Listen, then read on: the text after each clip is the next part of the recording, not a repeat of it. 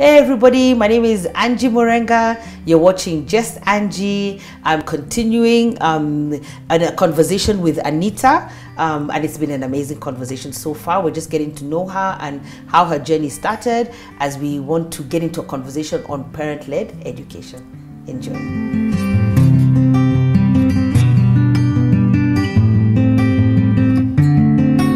So is that the end of that story? No, so now, so when he confirmed, so now I relaxed. I was like, okay, fine. But then as time is going, okay, now a month passed, now I started getting anxious. I'm like, hey, God, okay. Now when you are telling me, was it that I was going to wait for another year before you confirmed to Makau? And I remember one day we were driving home, and at that point, I got a call. And it was from a friend of ours, Pastor Gowi. And imagine, and Makau was driving and he just told me, Anita, I can sense that you've been anxious and God is saying that he will also speak to Makau about it. So just relax. Do you know, by the way, I was, but then for this one, God really confirmed. I was like, okay, wow, yeah. And I was like, Makau hears God. So at the right time, he God will will tell speak. him. Exactly. So it also helped to relax. Yes, but still, even when I was relaxed, I was just like, oh my gosh, people, I'll just get fired when I'm here. But anyway, as we are relaxing, that's how I kept feeling, because I just kept feeling my grace for it is over. Yeah. And especially when you know you want to resign, there's just a way now. You're like, why am I still here? You wish you could leave like yesterday. Anyway, so finally, I remember we were having a home group one day, and now we finished our fellowship, and when we were closing, we were praying. And in the middle of the prayer, Makau just stood and he said, Anita, I release you. Let me tell you, now for what I sobbed for Makamasi on the carpet, as in for, I needed to be lifted up. But let me tell you, as I cried, I always say that was a very significant crying because it came from deep inside. And I remember as I cried, I kept crying because now I felt the weight of the choice I was going to have to make. I felt I was going to have to stand before the world, my parents who had educated me well, and tell them I was leaving a job for no good reason. And stand and say, God, this is what I feel you telling me to do. It doesn't make sense. I have nothing to show anyone. And I cried and I kept seeing my mother's face. Oh my goodness, she knows. Mommy, if you ever watch this, she knows. Yeah, so that was really hard. And I cried. And then I knew that now that was like a Wednesday. I think that's when we used to have our home groups. I said, okay, fine. I said, I must resign on the Monday because I know myself. I said, if I don't do it immediately, I will not do it. So next day I went, I told my workmate, and she's like, and even now she panicked a bit. She's like, are you sure? We had been praying with her, but now when the moment came, even now she was like, hey, but what will you do? And I remember now what was amazing is that weekend on Saturday, I went for one of the home group people. She was having a party at her house, and I sat with, it was actually Becky, and I just met her. She used to come, and let me tell you, she prophesied.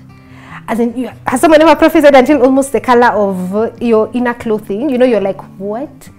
And she spoke and she confirmed how it was godly. And you know, I was totally shocked because I was not expecting more confirmation. And she spoke things even about things I'm doing now. Even the coaching was part of it. It's just that it wasn't called that at that point. Yeah. You know, yeah. And the next Sunday we went to church, and the pastor, it's amazing. Someone stood, and these words are very profound. Just before the offertory, and he said, there's someone who wants to make a decision and they're at a crossroad. And I remember before I got married, someone gave a similar word, and they said, at this crossroad, one side leads to the glitz and the glamour and what the world would like, but the other road is God's road. And when he spoke that, as in I could have left at that point, it was before the sermon, and I feel that's what my path has been. In that it may not be the path that the world would choose. It doesn't make sense that how do you live a flourishing career? How do you make this choice? How do you know it's God speaking? And anyway, why can't you serve God and still be at the workplace at the same time? But I knew it was God's road. And through this journey, I would never go back and change it. I know I made the right choice. That is so powerful. And then the sermon was what spoke to Makau. I can't even tell you, but him, as in by the end of the sermon, he said, let's do it tomorrow. Yeah. And this is Sunday because now it's tomorrow that you're doing the resigning. Yeah. And I'd never written a resignation letter in my life because I'm not a resigning kind. I'm those people, I'm loyal to a fault, as in I would stay in a dead company just for the sake of God has to tell me get up and move. Yeah. But that's amazing because Anita, so many things have come to mind. Number one, God confirms his word. Yes. If you ask him and you're patient with him, he will give you the word. Yeah. The other thing is sometimes we're asking and you know when the reality checks in, we start panicking about the answer. It's like sometimes people pray, they pray for a husband. Watch him appears in front of you. You're like, hey, I wasn't ready. Wait, wait, what? Give me you know, because God is doing that. And then now for you, that was very blessed, for all the prophecies that took place and all the confirmation. I think that's amazing. But I think for me, what is going to stay with me is that one road. And I think it's for all of us, Anita. One road leads to the glitz and the glamour. That's the wide road. That's the wide road. It leads to the glitz and the glamour, but the narrow road leads to God and to life and to all that He has ordained for you. Because when I can't remember how far, I remember being part of that journey. Because you'd ask me, Anita, no one has asked me hard questions. I don't know, you ask such hard questions. I was like, God, why is this child asking me so many hard questions? But you'd always ask hard questions. But I think now, as we come into the journey now, that is all so clear. It is so clear. Yet that you had to go through that turmoil of that time to live the life that we're about to discuss now. But I just want you to look into that camera, Anita, and talk to somebody who is so, sometimes I think the word is stuck. Because you even knew, by the grace of God, God was putting it in your heart even when you were a child, due to the questions that you'd ask. But just speak to somebody out there who's just feeling, I've reached my end. I think when you feel like you can't go anymore, I think the key thing is if you have Christ in your life. And I think that's now the key thing where people need to say that makes a difference between us and those who don't have Christ. I think that's a starting point, because He's the only one who has the plan for your life. And I think that's where we go wrong. Many times we try and figure this thing out by ourselves, and it's not possible. And if you go to Him and talk to Him, but then He's there. And look how gracious He was with me. Honestly, He didn't need to confirm all those things, but He knows me and He knows the kind of questions. And He didn't want Pastor Angie to be called like 1,000 times after that. And because of that, it meant that even in the future, I've never doubted or second-guessed that decision. And it was just to give me peace. So even for you, go to God, bow down, speak to your Father, and then trust Him to lead you. And it may not look like what you had in mind. But then another thing I've realized is that in our journey is that God has been planting seeds all throughout our life. And that's what we don't realize. And it's what you said, when you stand and look back, then things start making sense. So we just need to also go into, a quiet place. It's good to reflect and journal and just think back and say, what are the things that God had put in your heart even as a child? Because many times they're the seeds of our purpose have been there. And then be true to yourself, because there's a world which is very noisy and has defined to us what we're supposed to be. Where we should be, what a successful life should look like. But now go and sit and let God define what your successful life should be. And you know, there are two things I want to say as we bring this to a close. We have to be, maybe there'll be more, we have to be in a season of journaling. Because I find, first of all, I find that leaders don't want to spend time alone. We've got so much noise in this world that when it comes and I feel the instruction to tell a leader, just go sit with a pen and a notebook and your Bible and nothing else. It's the hardest thing for most people to do, because it's that thing of being still. But in that stillness, and if you begin to write, you just say, God, I really need you to speak to me. And you begin to write. Two things always happen. Either you complete the writing, or the majority of the people, He didn't even ask you to read. He just told you to write. How do you start questioning things? You know, God. I think God is merciful at people. You start questioning things. You're writing. You're writing. You said, Father, speak to me. He's speaking. Now you're questioning what He's saying. You know, He's like, please, how am I going to succeed with this child? Can you just write? So that's one. So journal. Journal your journey, and even take a moment, go sit down and say, God, I'm at this crisis or at this crossroad and I need you to speak to me. And He will speak. The other thing is, we've got to go back to journals. And I'm speaking to myself. Do you know how many journals I have? I don't even know. There's so many. But we need to, I was feeling like when you're speaking, the best gift you can give yourself this season is to even shut down, even if it's 3-4 hours a day. Find 3 or 4 hours and start going through those journals. And just starting to remind yourself. I mean, it's crazy the way this thread of inform, persuade, and remind is going through this year. But go back and remind yourself about what God has said. The answers you're looking for might be in those journals, in things that you've written in the past, thoughts you've written in the past. They could be leading you somewhere.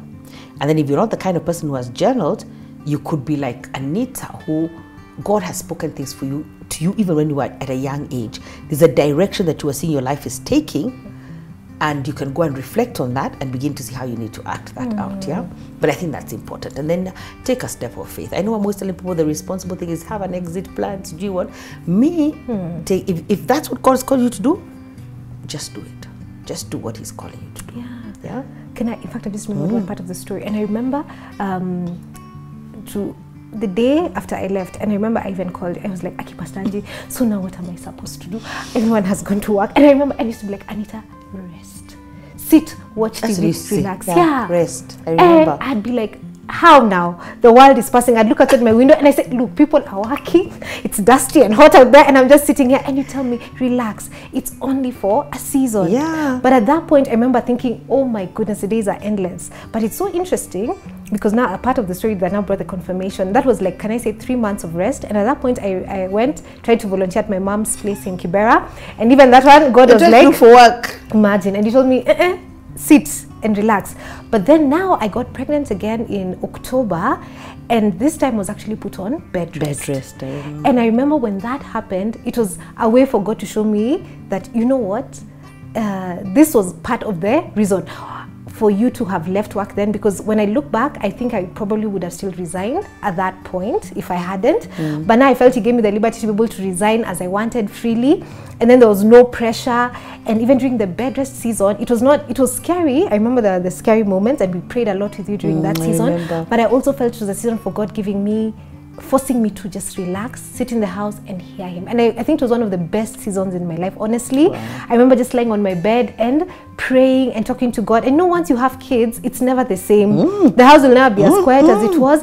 And it was just a season of connecting with God. And I had people around my life. It was a very deep prayerful season that I thank God for. Yeah. And we had a lot of prayerful, meaningful moments, I remember. And that was so important. Yeah. In fact, I've been thinking about that a lot. How we just sit in the sitting room, pray with Serem and you. That was a beautiful season. It was a really amazing time. Wow. Hey, that has been Just Angie. We've really had an amazing conversation. I hope that it's given you more answers than questions. But I feel like saying, take the plunge. Yeah, God is not wicked. He's not a wicked God. And especially if He's been speaking to you.